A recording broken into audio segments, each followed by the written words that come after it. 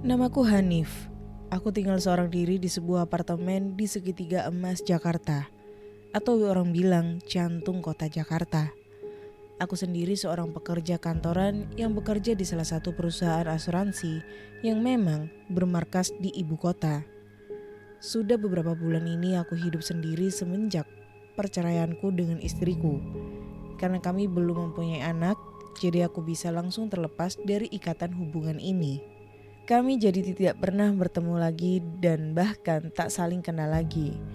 Sementara di apartemen, aku dibantu seorang asisten rumah tangga, namanya Bu Umi.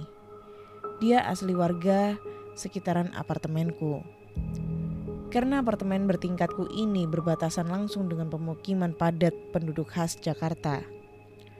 Bu Umi ini tak menatap di apartemenku. Dia punya jam kerja sendiri yang sudah aku atur. Ketika aku hendak berangkat bekerja, dia datang dan membereskan rumah sampai sore.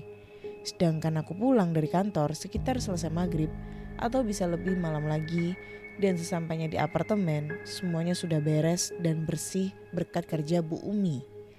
Jadi aku langsung bersantai dan beristirahat. Oh iya, aku juga memberikan Bu Umi kunci cadangan kalau nanti dia butuh. Lagi pula aku percaya dengannya. Pada suatu hari aku hampir saja terlambat berangkat ke kantor. Tapi karena Bu Umi datang dan mengetuk pintu, aku jadi terbangun dan segera bersiap pergi kerja. Sedangkan Bu Umi melanjutkan yang biasanya ia lakukan setiap pagi. Setiap pagi hari aku menyempatkan diri untuk sarapan di penjual bubur depan apartemen. Tapi karena pagi ini aku terlambat, aku benar-benar tak ada waktu untuk itu. Bisa sampai kantor tepat waktu pun sudah syukur. Singkat cerita, aku sampai di kantor dengan mobil sederhanaku. Bekerja seperti biasa, bertemu banyak teman dan lainnya yang biasanya dilakukan pegawai pada umumnya. Waktu berjalan begitu cepat ketika aku di kantor. Terasa setelah hampir seharian bekerja dan 2 kali istirahat, tibalah aku di ujung hari. Sekitar pukul 6 sore, aku keluar kantor menuju mobilku dan mulai mengemudi pulang. Sebenarnya, pulang di waktu maghrib seperti ini adalah hal yang aku benci, karena jalanan selalu macet di jam-jam ini. Padahal kalau tidak macet, perjalanannya tak akan memakan waktu lebih dari 15 menit. Karena macet, perjalananku yang sebenarnya dekat ini pun memakan waktu 40 menit. Aku sampai dan memarkirkan mobilku di basement. Kemudian berjalan ke lift untuk naik ke lantai 9 di mana aku tinggal. Aku sendiri di dalam lift dan sampai di lorong pun aku sendiri. Lorong begitu sepi dan hening, hanya ada aku dan suara langkahku. Ditambah suara kunci yang berputar di lubang pintu. Aku segera masuk dan langsung mengambil segelas air di dapur, kemudian meminumnya. Namun ada yang janggal. Saat maghrib itu, aku lihat Bu Umi belum pulang dan sedang menyetrika di salah satu kamar kosong di apartemenku. Karena pintunya dibuka, aku jadi bisa melihatnya. Aku pun mendekat dan bermaksud menyapanya. Waktu itu Bu Umi posisinya membelakangiku. Kepalanya menunduk sambil fokus menyetrika bajuku. Kan bisa besok pagi Bu, Ibu pulang aja, kataku pada Bu Umi. Enggak Mas, sekarang aja deh, lagi malas pulang cepat, jawab Bu Umi. Aku berpikir mungkin Bu Umi sedang ada masalah dengan anak-anaknya di rumah. Jadi aku membiarkannya dan tak menaruh curiga apapun. Ya udah Bu, saya bikinin teh ya, ucapku dengan maksud baik. Aku segera berjalan menuju dapur untuk membuat segelas teh manis. Cangkir sudah ada dan teh pun tersedia. Jadi tinggal aku buatkan saja untuk dia. Kasihan, dia bekerja seharian. Mungkin sekali-kali aku juga harus melakukan sesuatu yang baik untuknya. Di saat aku sedang membuat teh, ada sesuatu yang membuatku tersentak, membuat jantungku berdegup kencang. Aku kaget bukan main.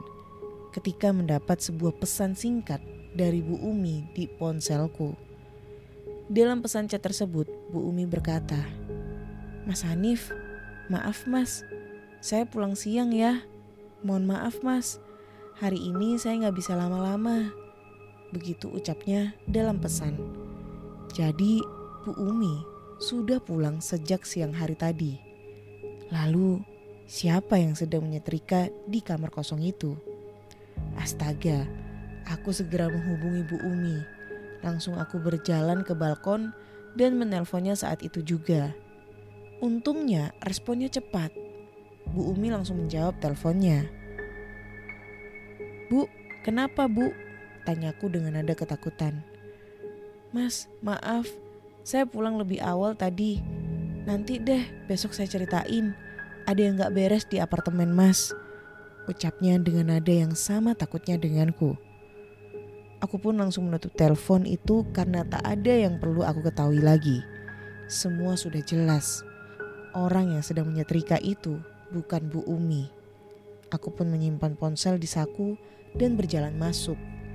Dengan memberanikan diri, aku berjalan menuju kamar kosong itu. Aku ingin memastikan siapa yang ada di sana. Firasatku tidak enak dan sangat buruk. Saat sampai di depan pintu kamar, sosok itu masih ada. Persis menyerupai Bu Umi dari belakang. Aku juga lupa belum melihat wajahnya. Dari depan pintu, aku perhatikan sosok itu. Sosok yang masih saja menyetrika baju yang sama. "Maaf, kamu siapa? Bu Umi sudah pulang. Kok bisa di sini? Saya bisa panggil security loh," ucapku dengan maksud mengancam. Yang membuatku bergidik adalah ketika sosok itu tertawa cekikikan sebelum menjawab. "Loh, memang kamu belum sadar juga?" tanya sosok itu sambil terus menyetrika. "Hayo, aku ini siapa?" tanya sosok itu lagi. Aku ketakutan setengah mati. Badanku bergetar hebat. Ingin rasanya aku lari. Tapi entah kenapa mataku terus melihat sosok itu. Kemudian sosok itu menoleh. Kemudian berdiri menghadapku. Memperlihatkan wajahnya yang rata, tanpa mata, hidung, dan mulut. Benar-benar rata. Aku pun segera lari sambil berteriak saking takutnya. Aku tinggalkan apartemen. Langsung aku lari ke lift untuk turun ke lantai bawah. Selama di lift tak henti-hentinya aku istighfar. Astaga, sosok apa yang baru saja kulihat? Makhluk halus? Kenapa ada di apartemenku? Gara-gara kejadian itu, aku tak tidur di apartemen malam itu. Aku terpaksa tidur di rumah orang tua di Bekasi yang lumayan jauh jaraknya. Keesokan harinya, aku berangkat kerja seperti biasa. Bu Umi kusuruh untuk tidak datang ke apartemenku karena aku sedang tidak di sana. Setelah pulang bekerja, aku berkunjung ke rumah Bu Umi. Aku ceritakan apa yang aku alami kemarin. Dan ternyata Bu Umi pun mengalami hal yang sama.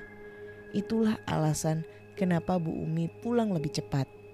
Bu Umi bilang kalau makhluk itu menyerupai aku. Namun setelah menoleh, wajahnya rata. Setelah aku dan keluargaku menggelar pengajian kecil di apartemen, barulah aku berani lagi menempati apartemenku.